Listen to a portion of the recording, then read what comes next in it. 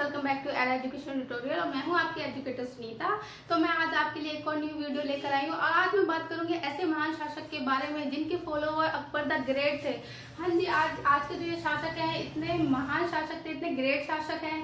तो जिनके जो आगे फॉलोवर कौन बने थे, उनके जो फॉलोवर थे अकबर जैसे महान शासक बने थे। उन्होंने अपने समय में इतने सुधार कार्य किए थे। उन्होंने जीटी रोड का निर्माण करवाया था, सिक्कों में सुधार करा था, भूमि में सुधार किया था, शिक्षा व्यवस्था में सुधार किया था, लंगर व्यवस्था स्टार्ट करवाई थी, पटना नगर को बसाया था। अब भाई इतना महान शासक कौन था? तो खलबली उठ रही होगी दिल में, पेट में। तो और उनकी ताकत कैसी थी? उनकी ताकत थी शेर जैसी ताकत वाले। तो कौन थे वो? शेरशाह सूरी। तो शेरशाह सूरी आज के हमारे जो शाइनिंग स्टार हैं वह है शेरशाह सूरी। तो वीडियो में पूरे एंड तक बने रहना, हर एक पॉइंट डिटेल में बताऊंगी। शर्त बस इतनी है कि वीडियो को पूरा एंड तक देखना है और वीडियो जैसा भी लगे लाइक और डिसलाइक दे देना। ओके, तो चलिए बिना किसी देरी के स्टार्ट करते हैं आज का अपना लेक्चर। तो चलिए देखते हैं शेरशाह सूरी के बारे में डिटेल में। ठीक है, तो शेरशाह सूरी, तो पीछे आप इनके सब पीछे नाम के पीछे सूरी लिखा देख रहे हैं। तो सूरी क्योंकि ये सूर कबीले के नेता थे तो इसलिए इनका सरनेम क्या था? सूरी था। इनका जो रूलिंग टाइम था कितना था? 1540 से 1545 ईस्वी तक का। बात करूं इनके सक्सीजर्स की, उनका रूलिंग टाइम था 1545 से 1555 ईस्वी तक का। इस प्रकार से इनका रूलिंग टाइम था 10 साल का और इनका था 5 साल का। और टोटल जो अगर सूरीज का हम रूलिंग टाइम देखेंगे तो कितना है? 15 साल। ठीक है,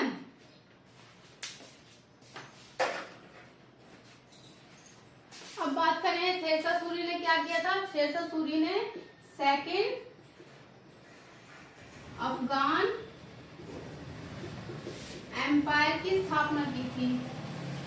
ठीक है, तो जब इन्होंने सेकेंड अफगान एम्पायर की स्थापना की है तो पहली भी किसी ने की होगी। तो किसने की होगी? तो आज का ये क्वेश्चन है मेरी तरफ से और आपको इसका आंसर मुझे कमेंट बॉक्स में लिखकर जरूर से देना है। ठीक है, और ये शेरशाह सूरी थे, ये कौन थे? ये अफगान शासक थे। जन्म इनका था नारनौल में 1486 ईस्वी में हुआ था। और ये मैं बता रही हूँ आपको अकॉर्डिंग टू ईश्वरी प्रसाद, क्योंकि जो इनके जन्म प्लेस और डेट को लेकर इतिहासकारों में मतभेद है। तो मैंने आपको यहाँ पे ईश्वरी प्रसाद के अकॉर्डिंग बता दिया है, आप अपनी बुक्स के अकॉर्डिंग चेक कर लीजिएगा। इनका असली नाम था फरीद खां।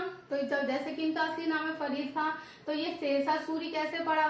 तो ये सब कुछ जानेंगे हम ड्यूरिंग दिस लेक्चर।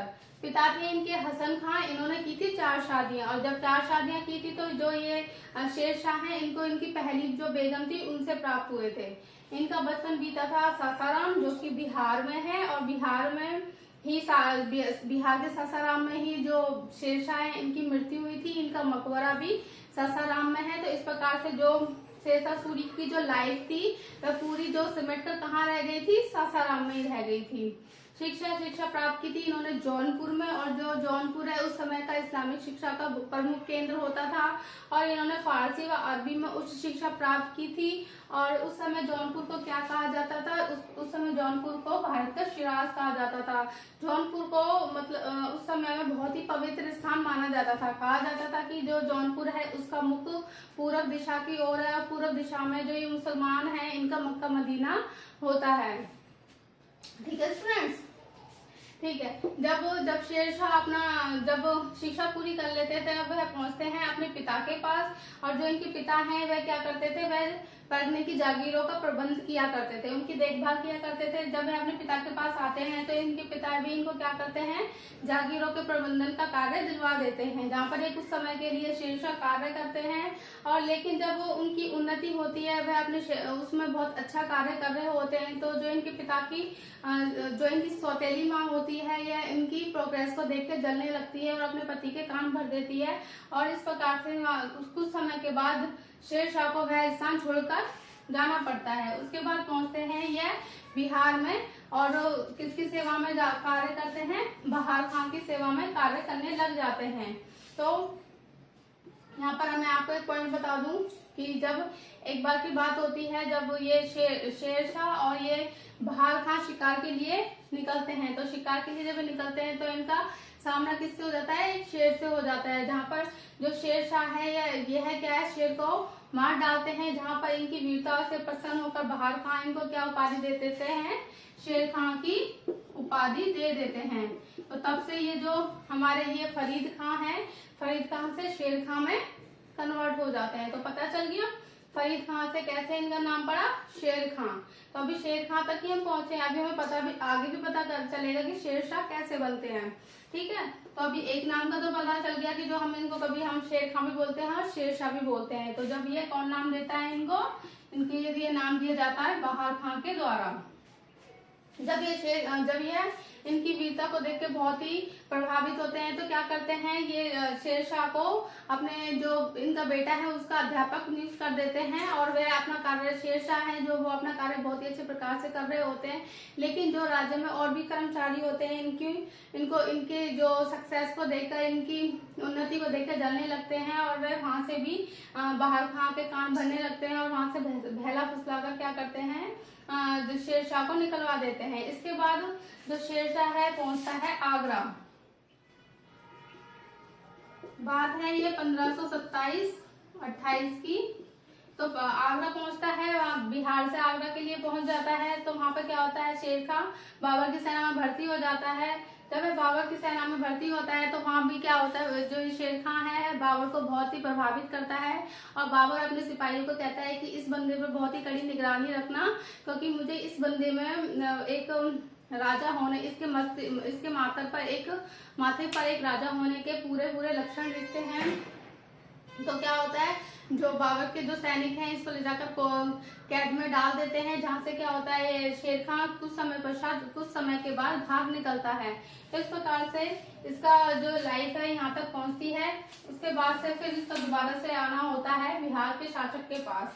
तो पुणे इसकी जो, ठीक है, तो एक बार फिर इस प्रकार से जो डेस्टिनी है वह शेर खां को फिर से बिहार ले जाती है। और वह फिर से क्या होता है, बहार खां, जो ये बहार खां है उनकी सेवा में आ जाता है। लेकिन कुछ दिनों पश्चात 1529 ईस्वी में बहार खां की मृत्यु हो जाती है। ठीक है, जो ये बहार खां है इन्हीं की मैं बात कर रही हूँ। बहार खां की मृत्यु हो जाती है और जो इनकी विधवा, यानी कि जो इनकी बीवी हैं दूदू बीवी, वह शेर खां को बिहार का नायब नियुक्त कर देती हैं। वह शेर खां को बिहार का नायब नियुक्त कर देती है। इस प्रकार से शेर खां ही बिहार, वो जो बिहार का राजनीतिक कार्य है उस पर अपना पूरा नियंत्रण कर लेते हैं। वह धीरे धीरे बिहार पर अपना अधिकार जमा लेता है और यहाँ से जो शेर खां है उसका एक राजनीतिक सफर है वह स्टार्ट हो जाता है। अब जब शेर खां ने अपने राजनीतिक जीवन का आरंभ कर लिया था तो अब शेर खां चुप तो बैठने वाला था नहीं। तो उसे या तो दूसरे राज्यों को जीतना था या दूसरे राज्यों के सामने अपनी हार माननी थी। लेकिन शेर खां के अंदर तो एक सहारे जो अच्छे शासक होने के गुण थे, वह एक महान शासक के सारे गुण लेकर पैदा हुए थे। उनमें अच्छी सूझबूझ, युद्ध कला, एक वीर योद्धा, राजनीतिज्ञता और एक अच्छे सारे कुशल शासक होने के सारे गुण थे। इस वजह से उन्होंने अपने छोटे से टाइम में ही इतने अच्छे सारे कार्य किए थे जिनके लिए आज हम हिस्ट्री में इनको याद करते हैं, इनके बारे में पढ़ते हैं। लेकिन डेस्टिनी ने इनकी जो जीवन आयु थी बहुत छोटी ही लिखी थी, तभी शायद जो ये मुगल थे इनको भारत पर इतना लंबा समय तक राज करने का मौका मिला। अगर इनकी जीवन आयु लंबी होती तो शायद आज भारत का इतिहास कुछ और ही होता। तो चलिए, जो डेस्टिनी ने लिखा था वो तो हो गया। उसके बाद हम बात करते हैं इनके समकालीन। अब समकालीन में इनके हुमायूं। अगर जब शेर खां की बात हो और हुमायूं का नाम ना आए तो ऐसा तो हो नहीं सकता। और जब हुमायूं के जीवन के बारे में पढ़े और शेर खां के बारे में बात ना हो, ऐसा भी पॉसिबल नहीं है। तो इनके समकालीन में हुमायूं और शेर खां एक दूसरे के अपोजिट हमेशा रहते हैं। तो समकालीन यानी सेम ही काल के शासक। ठीक है, तो ये इनके शत्रु कौन थे, शेर खां का हुमायूं और हुमायूं का शेर खां। तो जब इन दोनों के बीच में टकराव होता तो कोई एक ही शासक रह सकता था भारत के अंदर, एक ही तो जीत पाता। लेकिन जब शेर खां का टाइम होता है तो वो हुमायूं की हार होती है। हुमायूं को ये शेर खां जो है हुमायूं को भारत से बाहर भगा देते हैं। तो इनके बीच में दो युद्ध होते हैं। चौसा का युद्ध जो कि 1539 ईस्वी में होता है और दूसरा होता है 1540 ईस्वी में बिलग्राम या कन्नौज का युद्ध। ठीक है, और इसमें ये जो एक नदी, जब ये युद्ध होता है तो एक नदी होती है। तो एक जो सेना है हुमायूं की इधर साइड खड़ी है मान लो, और जो ये शेर खां है इनकी सेना यहाँ खड़ी है, तो जो उधर साइड का जो भाग है उसका नाम जैसे बिलग्राम है, और इधर साइड की जो सेना है उसको कन्नौज के नाम से बुलाते हैं। तो इस प्रकार से इस युद्ध को बिलग्राम और कन्नौज का युद्ध का नाम दिया गया है। ये तो थी इसकी एक बेसिक इन्फॉर्मेशन। ठीक है, अभी हम बात करेंगे चौसा का युद्ध। जब चौसा का युद्ध होता है 1539 में, तो शेर खां को एक बड़ी जीत प्राप्त होती है, और उसमें क्या होता है, हुमायूं की हार होती है। तो इस युद्ध के दौरान जो शेर खां है एक कन्नौज के एक बहुत बड़े भाग पर अपना कब्जा कर लेता है। ठीक है, इस उपलब्ध में जो शेर खां है वह उपाधि धारण करता है शाह आलम की।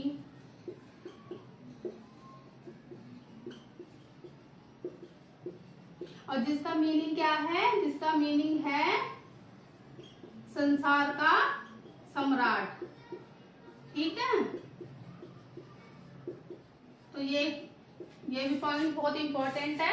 इस युद्ध में जब जीत होती है तो उपाधि कौन सी धारण करता है, शाह आलम की। और इसी युद्ध में जीत के बाद जो शेर खां है वह अपना नाम क्या कर लेते हैं, वह अपना नाम शेर शाह चेंज कर लेते हैं।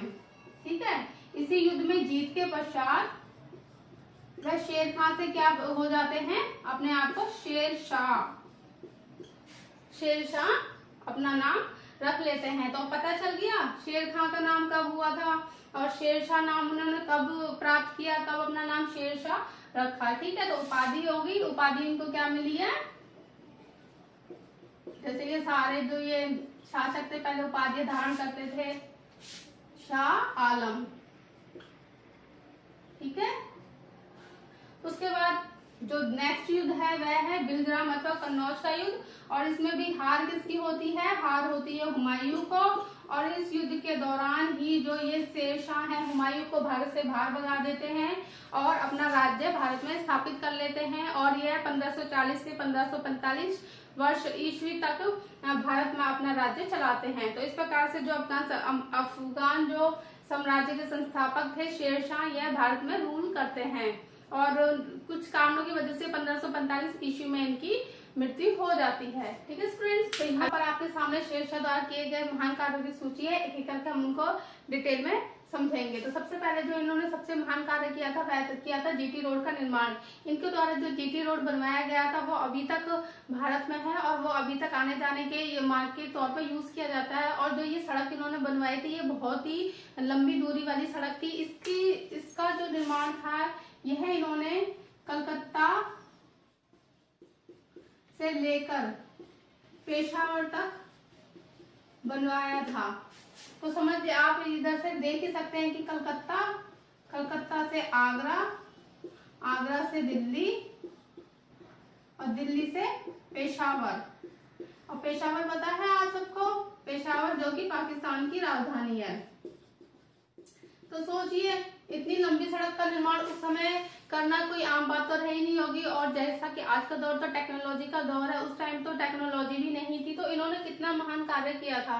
और जीटी रोड की फुल फॉर्म पता है, नहीं पता है तो जीटी रोड की फुल फॉर्म होती है जीटी ग्रैंड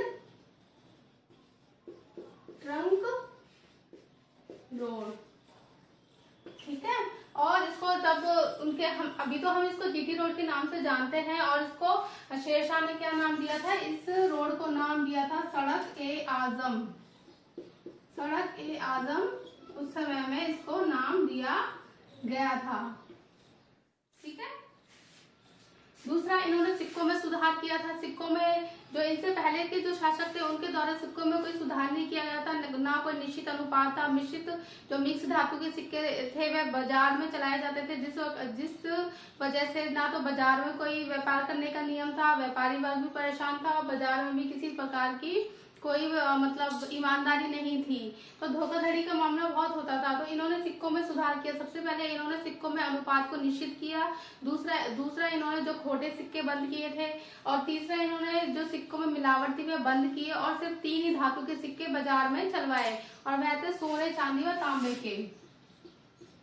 सोने, चांदी और तांबे के सिक्के चलाए। इन सिक्कों के ऊपर इन्होंने अपनी मोहर लगवाई, टकसालों की छाप छुड़वाई। और जो ये सिक्के थे ये या तो राउंड शेप में होते थे या वर्गाकार शेप में होते थे। इस प्रकार से इन्होंने बाजार में खोटे सिक्कों को बंद किया, मिक्स धातु के सिक्कों को बंद किया था और एक निश्चित अनुपात सिक्कों का कायम किया था, जिससे कि जो सिक्का जिस जैसे वैल्यू रखता है उसी के अकॉर्डिंग वह बाजार में सामान खरीदा जा सकता है। इसको आप एग्जाम्पल, जैसे फॉर एग्जाम्पल 10 रुपए के नोट में आप कितना सामान खरीद सकते हो, 20 रुपए के नोट में उसी के रेंज का हम सामान खरीद सकते हो। 30 रुपए में हम जितना 30 का कोई सामान होता है इतना ही खरीद सकते हैं। इस प्रकार से इन्होंने सिक्कों में अनुपात भी निश्चित किया था। दूसरा था और नेक्स्ट है हमारा भूमि प्रबंधन। भूमि के क्षेत्र में भी इनके जो सुधार थे वो अभी तक हिस्ट्री में याद किए जाते हैं। और ये जो सारे सुधार हैं इन्हीं को किसने फॉलो किया था, इन्हीं को आगे अकबर ने फॉलो किया था, इसलिए अकबर को इनका फॉलोअर कहा जाता है। तो भूमि का, जैसे कि इन्होंने पहले जागीरों का प्रबंधन का काम संभाला था तो इनके पास एक्सपीरियंस भी था। तो जब ये खुद शासक बने तो इन्होंने भूमि के क्षेत्र में भी काफी सुधार करे। इन्होंने भूमि की जांच करवाई, उनकी पैमाइश करवाई, उनको पूरी भूमि को बांटना और जो उपज होती थी उपज की किस्मों में सुधार, इस प्रकार से इन्होंने भूमि के क्षेत्र में भी काफी सुधार किए थे। सेना में दाक तथा हुलिया की प्रथा को स्टार्ट किया था, जिससे कि अपनी सेना का और घोड़ों का पता रहे। और नेक्स्ट है शिक्षा की व्यवस्था। जैसे कि शेरशाह खुद ही एक पढ़े लिखे व्यक्ति थे तो उन्होंने शिक्षा की ओर भी ध्यान दिया था। इन्होंने सड़कें व सरायों का भी निर्माण करवाया था। ये तो एक ऐसी सड़क, जीटी रोड तो एक ऐसी सड़क है जो कि सही में एक याद करने वाली चीज है कि भाई इन्होंने बहुत ही बड़े लेवल पर इतनी लंबी दूरी वाली सड़क का निर्माण करवाया था। इसके बावजूद इन्होंने छोटी छोटी सड़कों का निर्माण भी अपने समय में करवाया था और सरायों का भी। इन सरायों के निर्माण के बाद जो राहगीर थे और जो डाक वगैरह पहुंचाते थे उन लोगों को बड़ी ही सहूलियत प्राप्त हुई थी। उनको खाने पीने की व्यवस्था मिल जाती थी, आराम के लिए उनको एक प्लेस मिल जाता था। इस प्रकार से सराय का उस समय व्यवस्था करना भी शेरशाह का एक महान कार्य था। और नेक्स्ट उन्होंने लंगर की व्यवस्था की थी, जो कि आज के टाइम में भी लंगर करना बहुत ही एक अच्छा काम, नेक काम माना जाता है। इस प्रकार से ये एक बड़ी लिस्ट है शेरशाह सूरी द्वारा। तो आप समझ सकते हैं कि इनका शासनकाल बेशक से छोटा था लेकिन इनके महान कार्यों की लिस्ट बहुत बड़ी थी। तो बात करें निर्माण कार्य की तो यहाँ पर भी शेरशाह सूरी किसी से पीछे नहीं रहे हैं। निर्माण कार्य के क्षेत्र में भी शेरशाह ने बहुत अच्छे निर्माण कार्य में अपनी छाप छोड़ी थी। तो सबसे पहला जो इनका जो निर्माण कार्य था वह था बिहार में सासाराम भवन का बनवाना। यह भवन इन्होंने इतना सुंदर बनाया था जिसकी वजह से सासाराम भवन को श्रेष्ठ व अद्भुत कला का नमूना कहा जाता है। दूसरा, पाटलिपुत्र में पटना नगर को बसाया था। इनके द्वारा ही पाटलिपुत्र में पटना नगर को बसाया गया था। कन्नौज नगर में भी इन्होंने कुछ सुधार किए थे। दिल्ली का पुराना किला भी इनके द्वारा बसाया गया था। इस प्रकार से आगे चलकर इनकी मृत्यु हो जाती है 1545 ईस्वी में। और मकबरा, जैसे कि मैंने कई बार लेक्चर के बीच में ही आपको बताया था कि इनका मकबरा है बिहार सासाराम में। तो इनकी लाइफ जो बिहार से स्टार्ट हुई थी पूरी एंड भी कहाँ हो जाती है, बिहार में सासाराम में। तो ये था ओवरऑल पूरा शेरशाह सूरी के ऊपर डिटेल वीडियो। आपको वीडियो अच्छा लगा हो तो लाइक कर देना, अगर ना लगा हो तो डिसलाइक कर देना और शेयर एंड सब्सक्राइब कर लेना। थैंक यू, बाय बाय, मिलते हैं नेक्स्ट वीडियो में।